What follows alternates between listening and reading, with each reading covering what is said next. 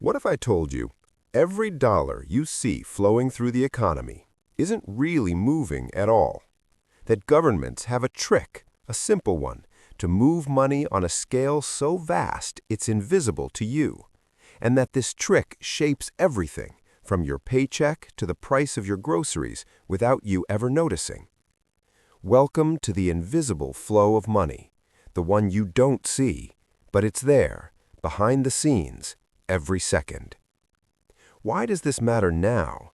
Because governments are pushing this trick harder than ever. Inflation is rising, debts are exploding, and you're feeling the pinch. Yet what you see is only half the story. Let's start with a question. How do governments move money without printing piles of cash or emptying your bank account?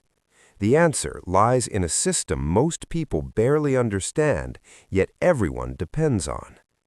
Imagine this. The government needs money, not just a few million, but trillions. They don't run a giant cash printing machine in a basement vault somewhere, at least not the way you think. Instead, they rely on a financial magic trick called debt creation. It sounds boring, but it's anything but. Here's how it works. The government issues bonds. Think of them as IOUs. They promise to pay back these bonds with interest in the future. Who buys these bonds? Banks, pension funds, even foreign governments. Now here's the twist. When the government sells a bond, it's not like handing over a suitcase of cash. Instead, the buyer pays by transferring money that's mostly digital, created out of thin air by the banking system. This digital money then circulates, funding everything from highways to healthcare. But wait, where did that money come from? Banks don't have a vault of cash ready. They create new money by simply making a ledger entry. This process is called money creation. In essence, the financial system lets banks conjure money into existence whenever there's a demand for government debt. It's a loop. The government borrows money, banks create that money digitally, and the economy gets fueled by this new supply. The catch, that money comes with strings attached, interest payments. The government must pay back more than it borrowed. That's where things get uncomfortable. Because every year, governments spend more on interest than you might think. In the U.S., for example, interest payments on the national debt have grown from under $200 billion in 2000 to over $600 billion today. And here's the kicker. This interest has to be paid from taxpayer money or new borrowing. It's a cycle that never really ends. Now, the irony. While governments borrow and create money to fuel growth and public services, the system depends on continuous growth. If growth stalls, debts become a problem. Too much debt can lead to inflation or even an economic crisis, and yet this is the very system that keeps economies running. You might wonder, why doesn't this flood of digital money cause prices to skyrocket instantly? Why doesn't inflation spiral out of control every time the government borrows more?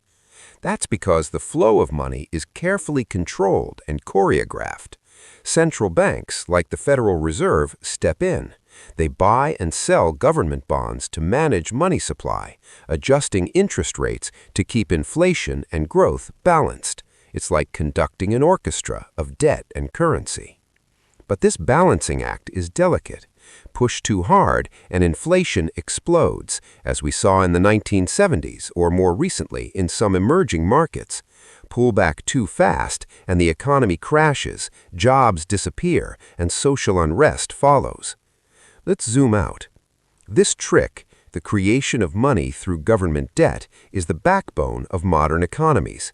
It funds everything, yet it's also a ticking bomb.